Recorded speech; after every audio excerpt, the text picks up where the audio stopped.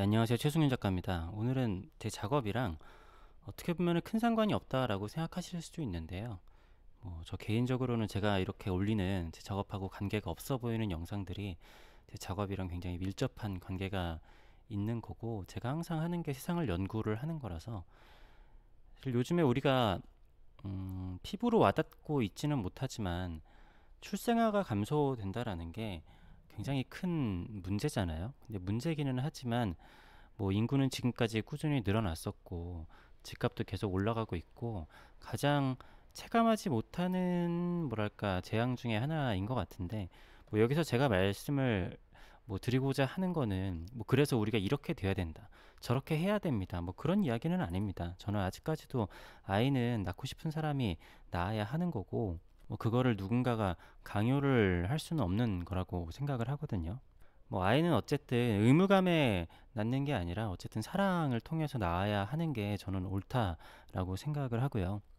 제가 오늘 하고자 하는 이야기는, 그러면은 앞으로 어떤 식으로 변화가 될까라고 하는 것에 대해서 그냥 제 생각을 조금 얘기를 하고 싶은 겁니다. 어떤 분들은 인구 감소, 우리나라 인구 감소가 제가 알기로는 작년인가 재작년 정도부터 시작이 된 걸로 알고 있는데요. 인구 감소가 되면은 이제 집값 같은 것도 하락이 될 거고, 우리나라의 국가 경쟁력 같은 것도 하락이 될 것이다, 이렇게 예상을 하시는 분들이 있죠. 저는 개인적으로 어렸을 때 우리나라 인구가 좀 줄어야 된다라고 생각을 했어요. 사실 땅덩이에 비해서 우리나라는 사람이 살 수 있는 뭐랄까 땅도 많지 않은데 그거에 비해서 사람이 너무 많잖아요. 그래서 환경 파괴가 너무 심하다라고 생각을 해서 인구가 좀 반 이상으로 줄어야 되지 않을까 미래에는 라고 생각을 했는데, 현재는 인구가 어느 정도 있어야지 국가 경쟁력을 좀 유지를 할 수가 있잖아요. 그래서 인구가 감소가 돼서 당연히 그러면은 우리나라에 살 사람이 없으니까 집값이 하락할 거다. 그냥 집값이라는 게 가장 크게 와닿는 이야기니까 집값을 중심으로 얘기를 해본다라고 하면은, 집값이 하락하면은,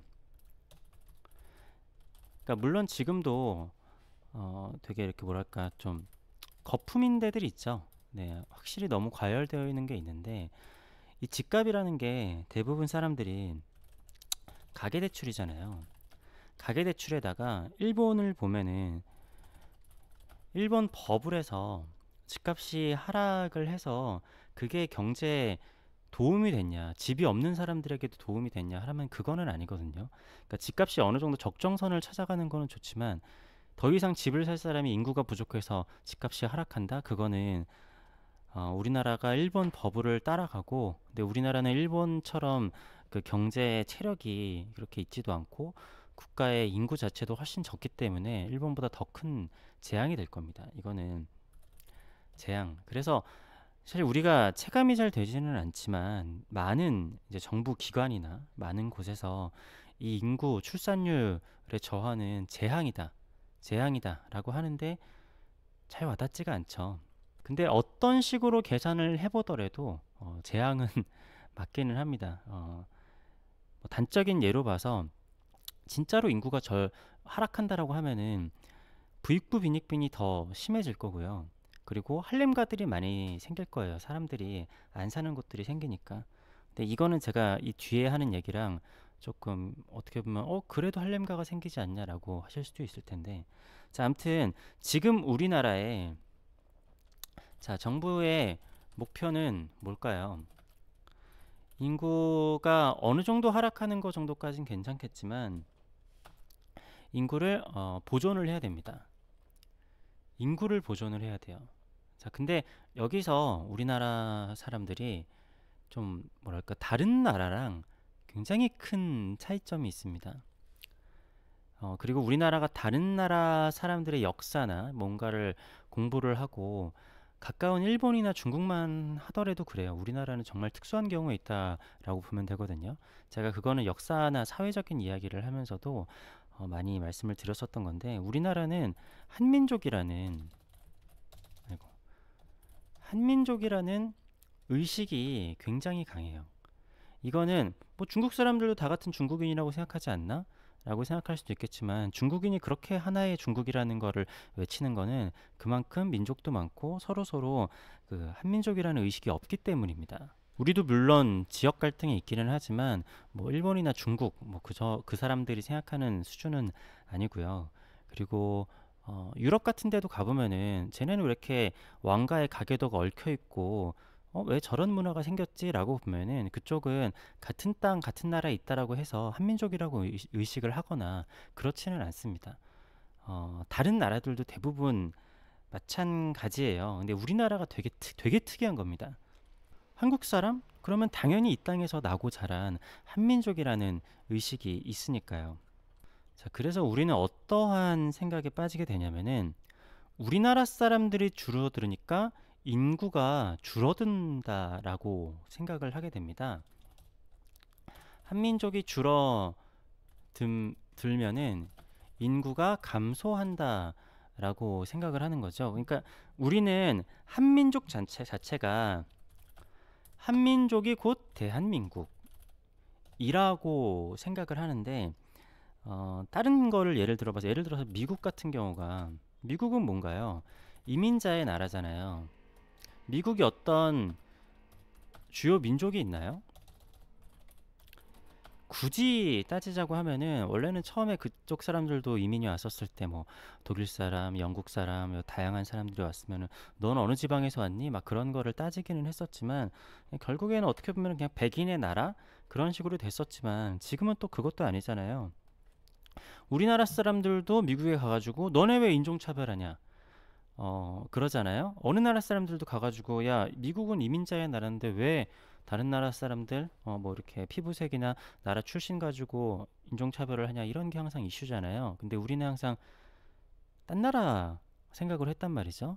근데 잘 생각을 해보면은 우리나라는 이민자를 받지 않을 이유가 있나요? 그러니까 제가 이민자들이 적극적으로 수용을 해야 된다 그런 얘기가 아니라 그러니까 우리나라 대한민국 헌법이랑 뭐 아시겠지만 원래 우리나라의 헌법이라는 게 한국 헌법, 미국 헌법이었습니다. 그러니까 물론 지금은 많은 부분들이 변하기는 했지만 예전에 우리가 독립을 하고 그런 다음에 미국의 헌법을 그대로 가지고 들어왔죠. 그런 다음에 몇 개가 이제 수정이 되고 좀 뭐 미국은 주별로의 법들도 있고 뭐 그래서 다르기는 하지만 기본적인 틀 자체는 우리나라는 미국의 헌법을 가지고 있고 우리나라 국민이라는 거는 기본적으로 이거 좀 지우고 얘기할게요. 대한민국 국민이라는 거는 우리나라 사람들 생각으로는 한민족이어야지 대한민국 국민이다라고 생각을 하지만 그냥 법적으로나 나라의 입장으로 봤었을 때는 대한민국 국민은 그냥 이민자 아니면은 다문화, 귀화자 뭐 여러 가지가 있겠죠. 이 사람들도 다 대한민국 국민이라는 거죠. 근데 이게 굉장히 뭐랄까 좀 논의가 한 10년 전 뭐 그때쯤부터 있었던 걸로 알아요. 우리도 이민 정책에 대해서 심각하게 고민을 해봐야 된다. 자, 근데 우리나라는 제가 말씀드렸지만 굉장히 특이한 곳이기 때문에 다른 민족에 대해서 대한민국 국민이 된다고 라는 것에 굉장한 반감을 가지고 있습니다. 왜냐면은 사실은 우리나라가 대한민국은 한민족이라는 것에 어떻게 보면은 프리미엄도 있어요. 왜냐면은 그 우리나라 사람들은 여권 같은 거 있잖아요. 여권 약간 전 세계 프리패스 같은 이미지가 있잖아요. 한국 사람들은 어디 가도 문제를 일으키지 않고 뭐 도둑질을 하거나 도적질을 하거나 문제를 일으키지 않더라. 그리고 생긴 것도 어떻게 보면은 다 비슷비슷하게 생겼잖아요. 근데 전 세계 어딜 가도 사실 이런 느낌의 나라가 많지 않단 말이죠. 우리가 생각하는 뭐 인도나 동남아 같은 데 가보더라도 우리가 생각하는 딱 그런 사람들만 살지는 않아요. 되게 다양한 사람들이 살고 우리가 옛날이야 뭐 백인이면 다 미국 사람이에요 라고 했지만 그러지 않잖아요. 어떻게 생겼어도 다 미국 사람일 수 있잖아요. 근데 우리나라 사람들은 어딜 가도 사실은 한국 사람들은 다 이렇게 생겼고 다 비슷한 성향을 가지고 있기 때문에 한민족이 대한민국 국민이기 때문에 약간 뭐랄까 좀 이런 여건이 굉장히 가치가 높다라든가 뭐 무비자로 갈 수 있는 데도 많이 있고 뭐 그런 것들이 있었어요. 그런데 좀 우리가 생각하기에 질이 좋지 않은 그런 사람들이 우리나라 국민까지 포함이 되면은 이런 거는 좀 없어질 수도 있겠죠. 자, 그렇기 때문에 우리나라 사람들도 그걸 알기 때문에 출산율을 높이기 위해 지금까지 엄청난 예산을 쏟아 부었어요. 제가 알기로는 100조 이상이라고 알고 있는데 물론 여기서 이런 말씀을 하시고 뭐 제가 봐도 문제점이 있는 것들은 많습니다. 헛돈 쓴 게 아니냐. 그리고 제대로 쓰지 않았다. 라고 할 수도 있어요. 뭐 그런데 물론 그런 측면들도 있겠지만 아무튼 사람들이 한 10년 이상 동안 연구를 게을리 하지는 않았을 거고 할 수 있는 방법들은 했을 거예요. 뭐 어떤 분들은 뭐 허경영처럼 뭐 결혼하면 몇 억을 줘야 된다라고 생각하실 수도 있지만 제가 봤을 때 그런다고 꼭 이 출산율이 늘어날 것 같지는 않습니다. 제가 생각했을 때 이거는 그냥 제 생각인데 사람은 참 중간이 없어요. 그러니까 제가 어렸을 때만 하더라도 그런 게 되게 많았거든요. 둘만 나 잘 기르자. 이런 게 실제로 제가 어렸을 때만 하더라도 포스터에 있었어요. 그러니까 인구가 너무 많아지니까 애를 좀 그만 좀 낳자라는 거죠. 그러니까 인구 억제가 이 당시에는 국가의 슬로건이었어요. 굉장히 오랜 시간 동안 뭐 한 30에서 한 40년, 40여 년 정도? 그러니까 뭐냐면은 놓고 낳다 보면 거짓골을 못 면한다.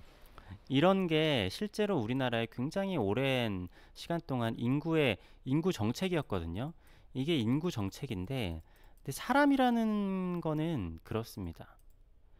그러니까 사람이 그러니까 이 당시에 이거를 본 어르신들은 뭐 그래야겠다라고 생각한 것도 있겠지만 이게 그 당시에 그 어른들에게 먹혔던 게 아니라 다음 세대들한테 먹혔다라는 거죠. 실제로 저는 어렸을 때 진짜로 애를 적게 낳는 게 이게 바로 미덕이라고 생각하면서 자랐습니다. 그리고 실제로 저보다 좀 윗세대, 지금 40대나 그러신 분들도 학교에서 이런 거를 이렇게 들으면서 자라셨을 거예요. 실제로 애를 더 낳아야 됩니다라고 국가에서 적극 권장을 하고 했었던 게 그렇게 오래되지 않았습니다. 왜냐면은 제가 저한테 띠동갑 동생이 있거든요. 띠동갑 동생이 셋째잖아요. 저희 집에 셋째가 있는데 제 동생이 95년생이거든요. 95년생인데 셋째라고 해서 나라에서 페널티를 줬어요.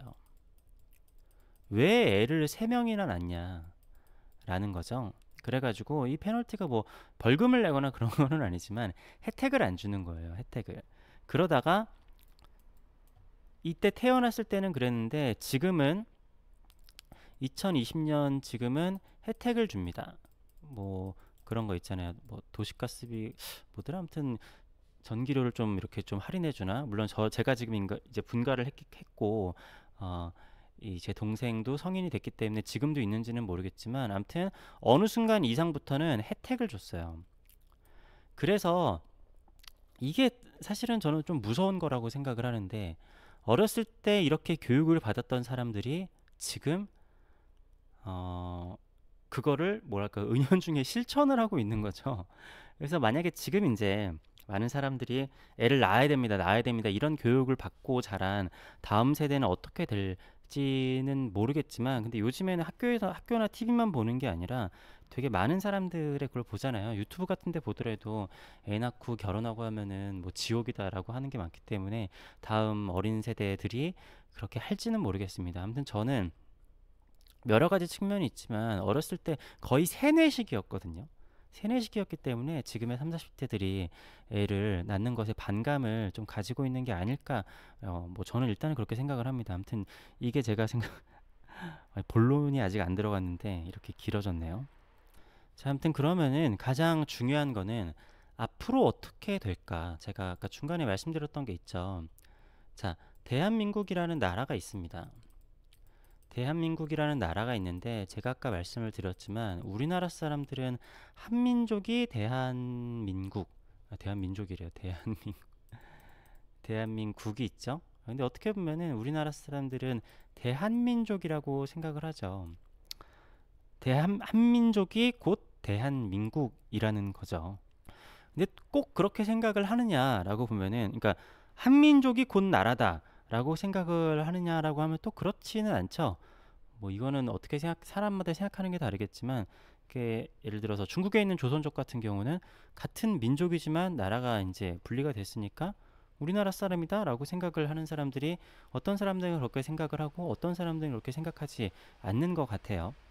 그러니까 그런 것도 어떻게 보면 좀 희한한 거죠. 아무튼 중요한 거는 우리나라에서 그 출생률 증가를 위해서 엄청난 예산을 100조 이상을 쏟아 부었는데 효과가 없었단 말이죠. 이거 효과가 없는 정도가 아니라 반감이 생겼다라고 해야 될까요? 자, 이거는 2016년 통계라고 하는데요. 2016년 때 이렇게 생각을 했대요.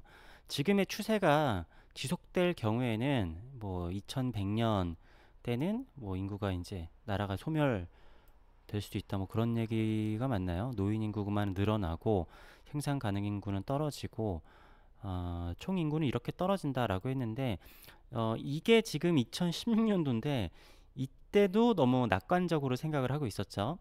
자, 우리나라는 보면은 북한보다도 출생률이 엄청나게 떨어진다라는 것을 볼 수가 있어요. 뭐 어떤 나라랑 비교를 하더라도 아주 압도적이고, 사실 이게 지금 1.1명이라고 나왔는데 제가 알고 있기로는 이거보다 낮다라고 알고 있거든요. 지금은 우리가 작년에 예측한 것보다도 훨씬 떨어지는 걸로 알고 있어요. 네, 여기 네이버에서 검색을 해보면은 지금 한 명당 0.9명이죠. 예, 작년까지만 하더라도 한 명대를 유지를 할 것이다. 아무튼 뭐 한 명대를 돌파한 지도 오래됐군요. 그러니까 아까 그 통계가 1.1명이었는데 그게 아닌 거죠. 네.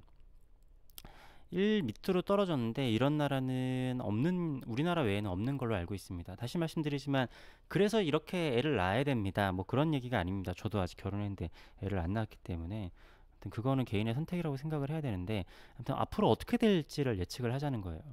자, 예산이 100조나 들어갔는데 앞으로 이쪽에도 투자를 하긴 하겠지만 이거에 효용성이 있었을까? 그러니까 야, 그럼 앞으로 잘하면 되지 라고 하지만 이것저것 여러 가지 방법을 써봤잖아요. 그랬는데 잘 안 되고, 야, 작가를 하는데 한 10년 했는데 안 돼요. 10년 했는데 안 되는데, 야, 앞으로 잘하면 되지 라고 해서 앞으로 잘해질까요? 사실은 이제 눈을 다른 방향으로 돌릴 수밖에 없습니다. 그러니까 인구가 떨어지면은 아까 말씀드린 대로 굉장한 할렘가도 그렇고 국가 경쟁력이나 집들도, 빈집들이 엄청 많아지고 하면은 그거는 진짜 난리가 나는 거거든요. 근데 아무튼 여기서 방법은 하나밖에 없습니다. 사실은 하나밖에 없어요. 아직까지는 우리나라 전체 사람들의 인식 자체가 그거를 받아들이지 못할 뿐인 거지, 사실 현실적인 방법은 하나밖에 없는데 뭐냐면은 그냥 외부 유입입니다. 외부 유입. 지금까지는 이 외부 유입이라는 게 어떤 식으로 됐냐면은 국제 결혼? 그러니까 국제 결혼으로 했어요. 그러니까 우리나라는 그냥 맞바로 이렇게 외국인을 받아들인다라는 것 자체가 이렇게 뭔가 호의적인 나라가 아니기 때문에 국제 결혼을 통해서, 사실은 뭐 지금 다른 나라들도 그렇기는 합니다. 그냥 이민을, 유럽 같은 데도 난민을 받다가 그거에 뭐 피본 사례가 있기도 하고, 실제로 중국 같은 경우에는 베이징이나 상하이 같은 데에도 결혼을 해도 이렇게 뭐냐 베이징이나 상하이시 사람이 되지도 못하는 경우가 있고, 요즘에는 미국 같은 경우에도 미국 사람이랑 결혼을 해도 그거 뭐랄까 승인을 받는 게 굉장히 어렵다라고 알고 있어요. 아무튼 근데 우리나라는 국제 결혼 자체가 어려운 건 아니고 그냥 이민 그냥 귀화하는 것 자체가 이렇게 어, 그러니까 정서상 쉽지 않다라는 거지 그게 어렵게 되어 있지는 않습니다. 왜냐하면 법적으로 우리나라로 귀화하겠다는 사람을 거절을 해야 할 합당한 이유는 없거든요. 그래서 이런 것들을 국민 정서랑 조금 안 맞기는 하지만 제가 봤을 때는 많은 시도가 있었다라고 생각을 합니다. 그러니까 뭐 TV 같은 데도 보면은 그 외국인 프로들이 나오는데 옛날처럼 뭐 마냥 신기하게 본다라기보다는 우리나라에서 애도 낳고 살고 여러 가지들을 하는 게 있잖아요. 옛날보다는 훨씬 더 그 외국인들에 대해서 좀 관대해진 문화들이 있기도 하고, 뭐 다문화 과정은 이제 사실은 뭐 이렇게 서울이나 이런 데서는 많이 볼 수는 없다라고 하더라도 이제는 그렇게 드물게 볼 수 있는 일은 아니에요.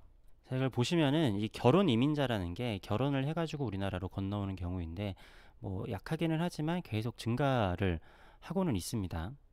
물론 이게 옛날에는 약간 좀 사기 결혼 같은 그런 거 있잖아요. 우리나라로 들어오기 위해서 결혼을 했다가 몇 년 뒤면은 파기되고 그런 게 있었는데 뭐 거기까지 들어가면 좀 복잡하니까 하여튼 이렇게 이민 결혼을 지금까지는 받아오고 있었습니다.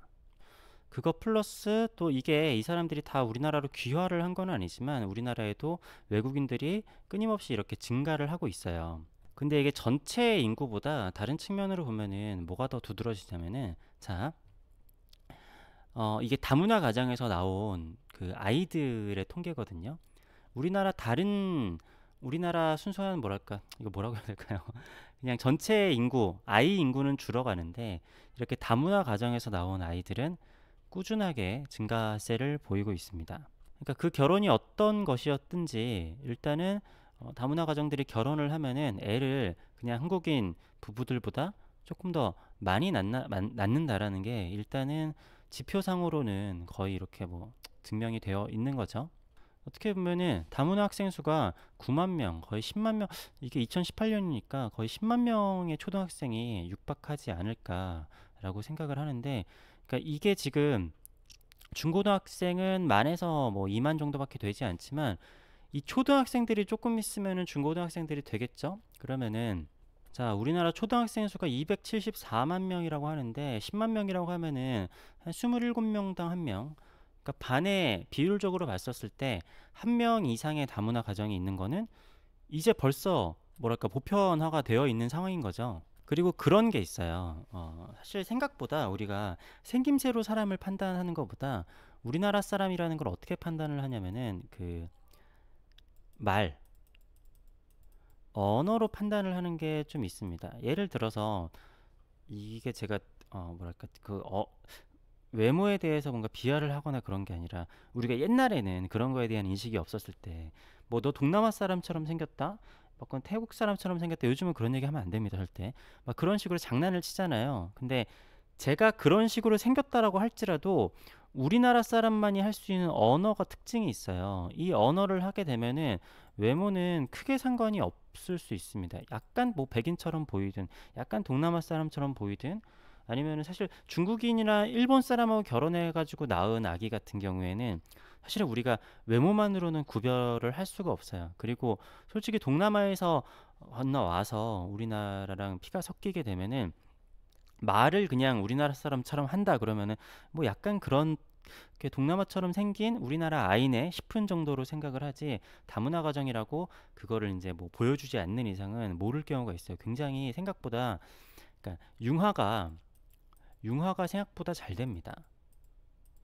융화가 생각보다 잘 돼요. 그래서 뭐 예를 들어서 줄리엔강 같은 경우가 혼혈이잖아요. 근데 그 밑으로 한 번만 더 한국인의 피가 섞인다라고 하면은 제가 많은 사례들을 봤을 때 그렇거든요. 우리나라 사람이랑 외국인이랑 만나서 혼혈이 태어나잖아요. 근데 여기서 한 번만 더 한국인이랑 같이 이렇게 피가 섞이게 되면은 이 사람들은 구분하기가 쉽지 않아요.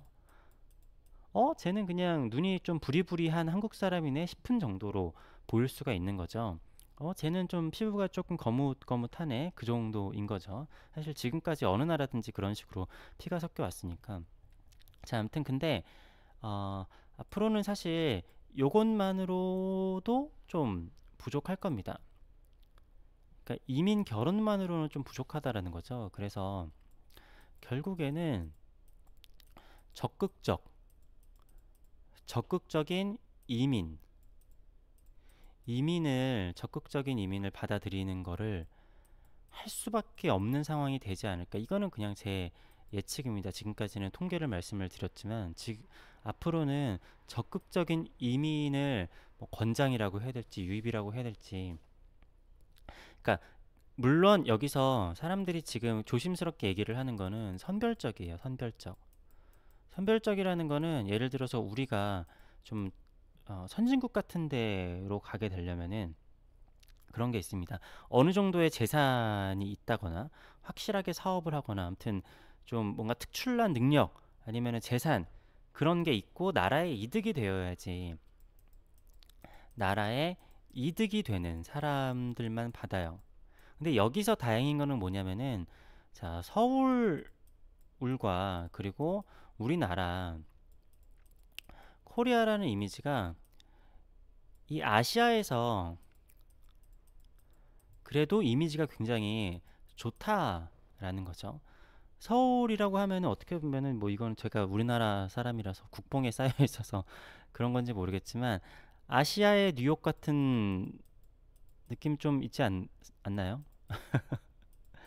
아시아의 뉴욕. 그러니까 일본 같은 데는 사실 약간 좀 폐쇄적이고 그런 것들이 있고 원래는 홍콩이 그 역할을 담당을 했었지만 홍콩은 이제 중국으로 넘어가 버렸죠. 그리고 뭐 사실은 더 괜찮은 데가 뭐 상하이나 아니면은 뭐 중국이 있기는 하지만 더 큰 나라가 그렇지만 그 나라 자체가 너무 폐쇄적이죠.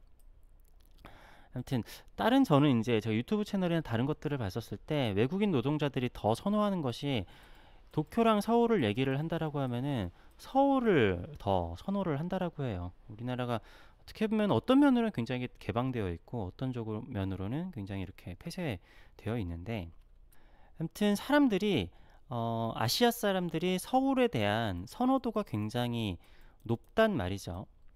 물론 이제 그렇다고 돈 있는 사람들이 서울로 무조건 올 것이냐라고 하는 거는 조금 다른 문제고 이게 어떤 식으로 풀어나갈지는 잘 모르겠지만 하여튼 지금 상황이 계속 간다라고 하면은 우리가 그런 것도 했었잖아요. 이자스민 같은 경우는 국회의원으로 뽑기도 했었고 그 사람들이 뭐 여러 가지 의미가 있겠지만 어떻게 보면은 이민자들이 왔었을 때 너네들이 국회의원도 할 수 있다. 약간 이런 것들을 보여주는 게 있는 거예요. 그러니까 이거를 무조건 나쁘게만 보는 게 아니라 우리가 미국 생각을 하면 역지사지로 똑같거든요. 우리가 뭐 미국으로 이민 간 사람 중에 어떤 사람이 그 미국의 어떤 시의 시장이 됐다. 그게 높은 사람이 됐다. 그럼 우리가 굉장히 좋아하잖아요. 야, 막 우리도 이제 미국에서 한국 사람들이 위상이 높아졌구나. 막 이렇게 생각을 하잖아요. 그런 거랑 똑같은 거예요, 사실은. 그 나라 사람들이 외국인들이 거기서 연예인도 하고 사실 어떻게 보면은 그 블랙핑크의 제가 이름을 잘 모르는데 예, 블랙핑크의 리사 같은 경우 사실 옛날에 동남아 사람이 우리나라에서 가수를 해가지고 유명 가수가 된다라는 거는 생각지를 못했잖아요. 그런데 우리나라에서 유명 가수가 되고 성공을 했단 말이죠. 그러니까 우리나라 사람들이 반대로 뭐 미국 BTS가 뭐 미국 뉴욕에서 막 활동을 한다 그러면 막 엄청나게 기뻐하잖아요. 그런 거랑 마찬가지의 뭐 상황인 거죠. 그래서 결국에는 아무튼 국제 결혼의 비율도 높아져 가고 있지만 그것만으로는 그러니까 지금까지도 사실 그게 있어서 인구가 어떻게 보면은 감소가 이거밖에 안 되는 거일 수도 있을 거예요. 순수하게 한국 사람들끼리만으로 했었으면은 인구 감소율이 출생아 그 통계가 더 떨어질 겁니다, 아마. 제가 아까 보여드렸지만 다문화 가정들은 평균적인 출산율보다 훨씬 더 높거든요. 그런데 우리나라 사람들끼리만 하는 출산율로 따지면은 더 심각한 상황일 거예요. 근데 그렇게 결혼을 통한 이민뿐만이 아니라 이 그냥 그냥 이민 있잖아요. 저희가 뭐 몇 살 때 가면 영주권을 얻는다라든가 이런 것들이 우리나라에서도 미국처럼, 그러니까 지금의 미국 말고, 그러니까 원래 미국이 했었던 것처럼 어, 제가 생각했었을 때는 그렇게 될 거라는 생각인 거죠. 왜냐하면은 이거 외에는 제가 봤을 때 현실적인 대안은 없습니다. 예, 출생아 감소하는데 이미 지금 감소되어 있는 상태, 지금 출생아에서 내년에 갑자기 두 배가 되거나 그럴 일은 사실은 거의 없다라고 보거든요. 그런 뉴스도 봤는데 이번에 30대들이 집을 많이 샀다라고 그러는데 30대들이 무슨 돈이 있어서 집을 샀겠어요. 그게 다 이제 부모님 세대들이 사준 거다. 뭐 그런 얘기를 하는데, 그러니까 실제로 어, 그 제가 옛날에 자료를 보여드렸던 적이 있었는데, 남자가 어느 정도 수준이 능력이 되지 않으면은 결혼을 아예 포기해버리거나 그런 경우들이 많아요. 그래서 사실은 여기서 이제 먹고 살기가 되게 자립해가지고 결혼도 하고 살기는 거의 힘들어진 거죠. 부모님들이 잘 살거나 아니면은 엄청난 전문직이어서 돈을 굉장히 많이 벌거나 그러지 않는 이상. 그래서 그런 사람들이 이제 집값이 떨어져야 된다라고 하고 막 그러는데, 근데 제가 생각했을 때는 현실적인 방법이 이렇게 적극적인 이민을 유입을 하는데, 이 사람들이, 그러니까 우리나라가 지금 부동산 거품이 있다라고 하잖아요. 근데 어떤 측면에서 생각을 해보면은 런던이나 파리 아니면 세계의 굉장히 유명한 도시들을 가면은 서울 집값은 사실은 뭐 장난 수준으로 비싼 나라들이 많거든요. 우리나라 특히 서울 같은 경우가 경제 규모나 인구 규모로 보면은 세계에서 되게 손꼽는 정도의 규모인데, 그 상황에서는 집값이 그거에 비해서는 또 그렇게 비싼 편은 아니에요. 그거의 이유가 뭐냐면은 다른 나라들은 외국 사람들이 거기에 들어와가지고, 뭐 중국 사람들이 그게 많았었죠. 그러니까 중국 사람들이 막 돈을 전 세계에 있는 막 집들을 다 사들여가지고, 막 뉴질랜드 같은 데에도 중국 사람들이 너무 많이 들어와서 집을 비싸게 사가지고 집값이 많이 올랐다, 그런 게 있었는데, 우리나라는 막 그런 건 없었잖아요. 그러니까 옆집에 막 중국인이 막 집을 엄청나게 사가지고 집이 올라가거나 그런 게 없었는데, 그러니까 아무튼 만약에 이게 적극적인 이민 유입이 되면은 여기서 돈 있는 부자들, 아시아에서 나는 한국 가서 살고 싶다 하고 있는 돈이 좀 있는 사람들이 우리나라로 들어오게 되면은 이게 부동산 값이 지킬 수 있거나 아니면 더 상승하거나 할 수가 있거든요. 그러니까 이래야 된다라는 게 아니라, 어, 그러니까 내가 우리나라가 한민족인 거를 우선으로 할 것이냐, 우리나라의 인구를 떠받치게 할 것이냐, 아니면 어떤 측면으로는 난 부동산으로 돈을 더 벌고 싶다라고 하는 쪽을 할 것이냐.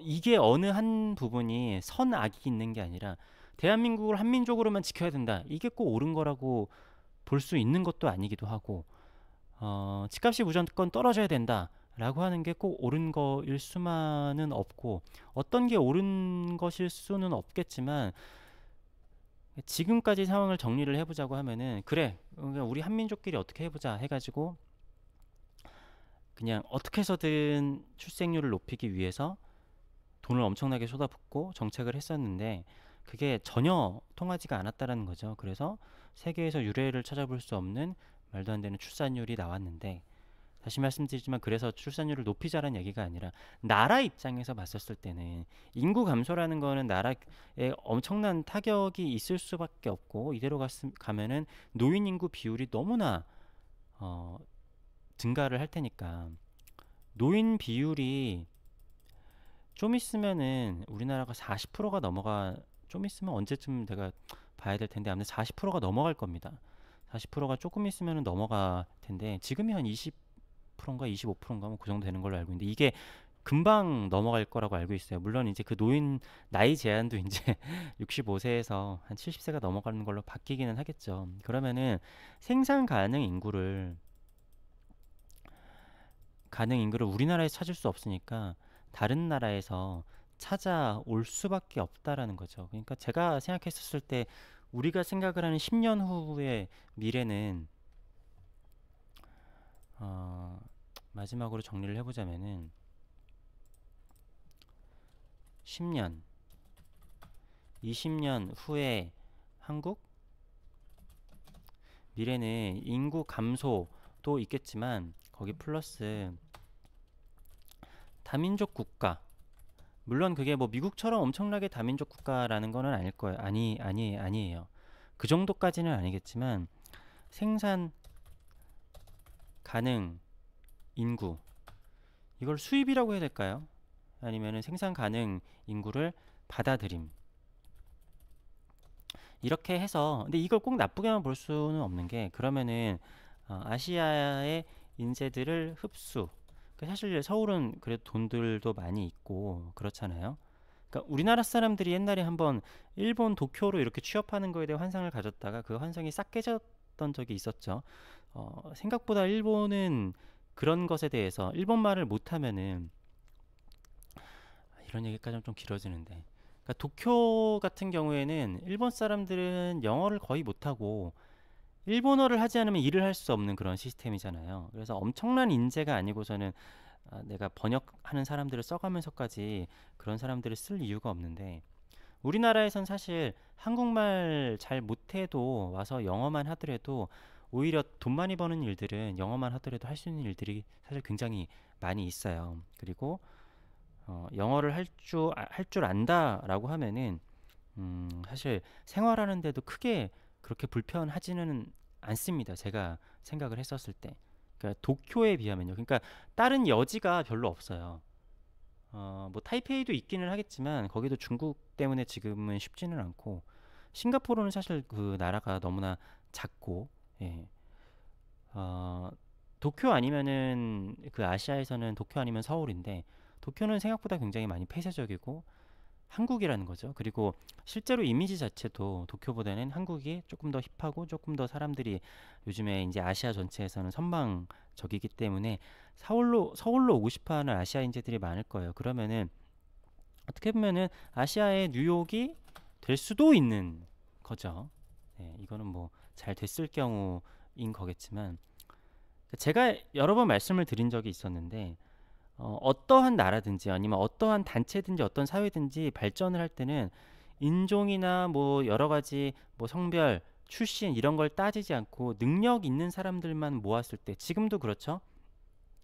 미국의 시골 같은 데를 가면은 인종차별이 심한데 미국 IT밸리에 가면은 인종차별이 전혀 없잖아요. 그쪽에는.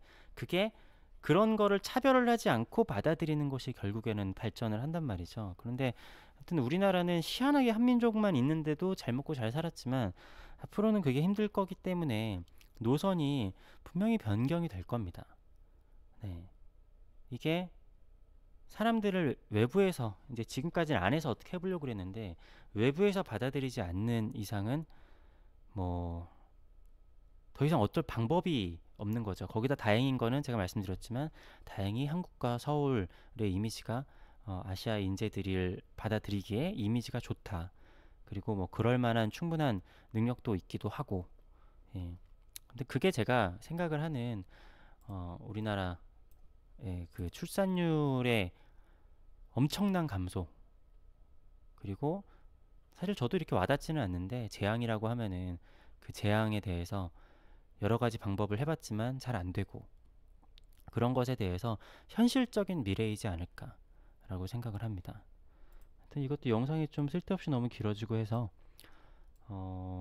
여기까지 지금 보고 계시는 분이 안 계실 것 같은데 예, 근데 아무튼 여기 중간중간에 나오는 거에 대해서 야 뭐 이러면 이렇지 막 이러면 이렇지 막 이렇게 생각을 하지 않고, 저는 그러니까 제가 생각했었을 때 이렇게 될 수밖에 없을 것 같다라는 거를 좀 말씀을 드린 겁니다. 아무튼 긴 영상 봐주셔서 감사합니다.